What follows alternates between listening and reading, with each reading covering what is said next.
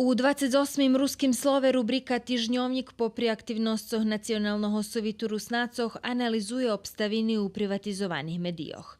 Rubrika Našo mesta dava vistki zo šidu, a piše i o novostcoh zoz bioskopa Juhoslavija u Verbaše.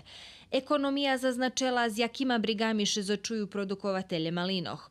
Kultura i prosvita prenoši vistku o upisu do srednjej školi Petro Kuzmjak u ruskim Keresture, jak i o naščivi Đurđovu studentok z Evropi. Tu i rozvarka z Markom Bujilom, ktorý osvojil Čoboljov na tohoročnom festivalu Červena ruža. Na bokoh rubriki Ljudze roki život nove predluženje feljtonu Jak nje skapal rock'n'roll.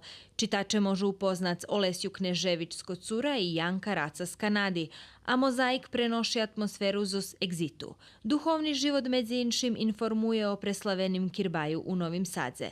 U rubriki Sport predstaveni kuglaš z Kocura Julijan Mučenski. Dodatog u tim čišlje ruske slovo u Švece.